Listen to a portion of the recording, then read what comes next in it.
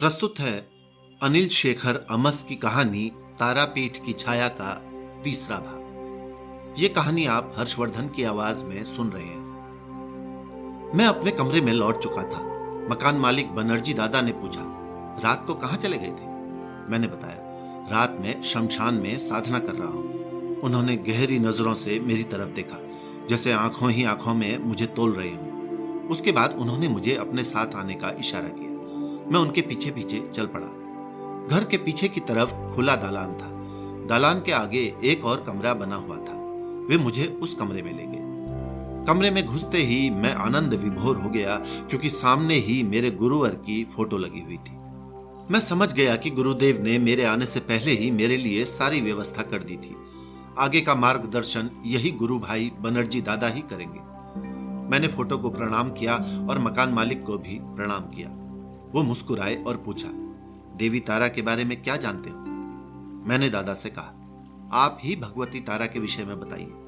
उन्होंने बताया, महाविद्या तारा को काली कुल की शक्ति माना जाता है। उनका स्वरूप अत्यंत दिव्य है और महाविद्याओं में वे एक ऐसी विद्या हैं जो अपने साधक को उंगली पकड़कर साधना के मार्ग पर ले जाती है। मैंने पूछा, ये तारा शक्तिपीठ कैसे बना? दादा बोले, कथा है कि देवी सती प्रजापति दक्ष की कन्या थी। उसका विवाह महादेव शिव से हुआ था। एक बार प्रजापति दक्ष के यज्ञ आयोजन में भगवान शिव के लिए स्थान नहीं देकर अपमान से सती अत्यंत क्रोधित हुई। उन्होंने अपनी योग शक्ति से अग्नि उत्पन्न करके अपने शरीर को समाप्त कर लिया। क्रोधित और विचलित भगवान शिव ने जली हुई सती के शरीर को कंधे पर उठाया। उन्हें अपने कंधे पर लेकर वे ब्रह्मांड का चक्कर लगाने लगे। ब्रह्मांड में हाहाकार मच गया।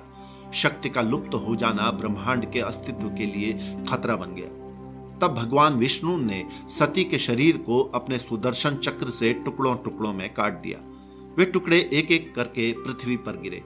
जहां जहां ये टुकड़े गिरे वहां वहां शक्तिपीठ की स्थापना हुई। पश्चिम बंगाल में स्थित तारापीठ में भगवती सती के आंख की पुतली गिरी थी और इसे महाविद्या तारा का सिद्धपीठ माना जाता है। इतना बताकर वे रुके।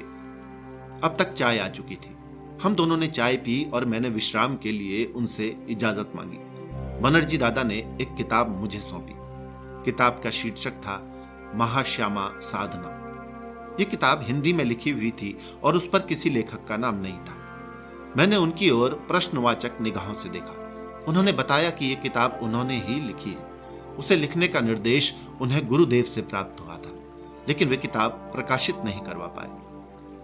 बनर्जी दादा की हैंड राइटिंग इतनी सुंदर थी कि उसे देखकर प्रिंटेड कॉपी होने का संदेह होता। उन्होंने वो सारी किताब अपने हाथों से लिखी थी। उसे बड़े सुंदर ढंग से बाइंड भी किया था।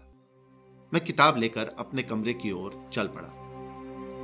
पढ़ना मेरा प्रिय शौक है। अगर कोई पसंद की किताब हाथ में लग गई तो उसे खत्म किए बिना दूसरा कोई काम करने का तो सवाल ही नहीं। तंत्र साधना मेरे लिए सबसे दिलचस्प विषय।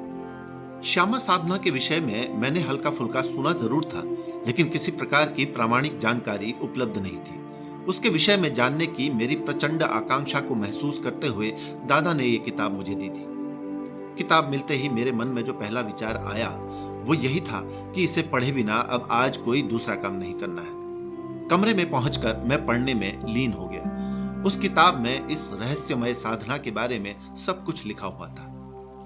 श्यामा साधना तंत्र जगत की सबसे जटिल साधना मानी जाती है। श्यामा साधना की विधि मंत्रों के साथ पूरे वृहद रूप में उस किताब में वर्णित की गई थी। साथ ही इसमें बनर्जी दादा के साधनात्मक संस्मरण भी जुड़े थे।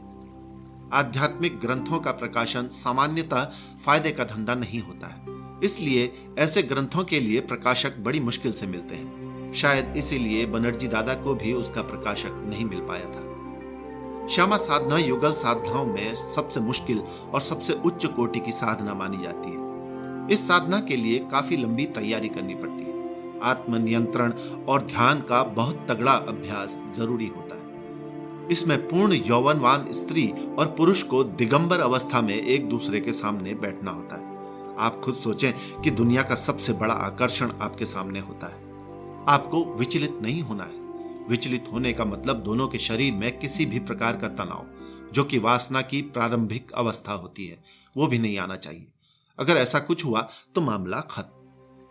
यह स्थिति लगभग वैसी ही है कि किसी भूखे आदमी के सामने 56 भोग रखा हुआ है और वो उसे देखकर लार तक नहीं निकाल सकता। ऐसी स्थिति में अपने आसन से हिले बिना पूरे 24 घंटे तक एक दूसरे को देखते हुए श्यामा मंत्र का जाप करना पड़ता है। साधना के दौरान आंख खुली रहनी चाहिए और नजर भी अपनी सहयोगी के ऊपर ही रहनी चाहिए। इस दौरान दोनों के मन में किसी प्रकार का विकार नहीं आना चाहिए। अगर किसी वजह से विकार आ गया तो साधना खंडित हो जाती है। इसके परिणाम स्वरूप दोनों साधकों की या तो मानसिक अवस्था गड़बड़ा जाती है या फिर वे मृत्यु को प्राप्त हो जाते हैं। इसलिए इस साधना में बहुत कम लोग प्रवृत्त होते हैं। उस किताब में ऐसी ही एक घटना का विवरण भी था। एक पहाड़ी गुफा में उच्च कोटि की साधना में लीन एक साधक तथा साधिका का विवरण था, जो कामाख्या की एक पहाड़ी गुफा में श्यामा साधना करने में संलग्न हुए थे। साधना सुबह 6:30 बजे प्रारंभ हुई थी और अगले दिन सुबह 6:30 बजे उसे पूर्ण होना था। उस रात लगभग 8 बजे तक साधना ठीक चल रही थी। बनर्जी दादा गुफा के बगल वाली दूसरी गुफा में अपनी साधना में लीन थे। रात के लगभग 9 बजे दोनों को साधना में छोड़कर बनर्जी दादा किसी कार्य से कामाख्या शक्तिपीठ तक गए। संभवतः रात्रि काल में शेष साधना के दौरान साधक और साधिका दोनों विचलित हुए थे और दोनों समाहित हो गए थे, जिसके परिणाम स्वरूप अगले दिन दोनों का शव युग्म अवस्था में साधना कक्ष में पड़ा हुआ मिला था। इसके अलावा भी 2-3 घटनाएं थीं, मैंने सारी पढ़ डाली। पूरी किताब पढ़ने के बाद किताब तकिए के नीचे रखकर मैं सो गया। जब नींद खुली तब शाम के 5 बज चुके थे। बनर्जी दादा अपनी संध्या पूजा में व्यस्त हो चुके थे। उनके कक्ष में से सुमधुर ध्वनि में भगवती तारा का स्तोत्र उच्चारित हो रहा था। मैं भी उनके पास जाकर बैठ गया। दोस्तों, ये कहानी और ऐसी और भी कहानियों के लिए आपको सिर्फ प्ले स्टोर पर जाकर प्रतिलिपि FM टाइप करना है और आप इसको इंस्टॉल करके ढेर सारी कहानियां सुन सकते हैं और उसके बाद लॉगिन करके आराम से अपना समय एंजॉय कर सकते हैं। शुक्रिया।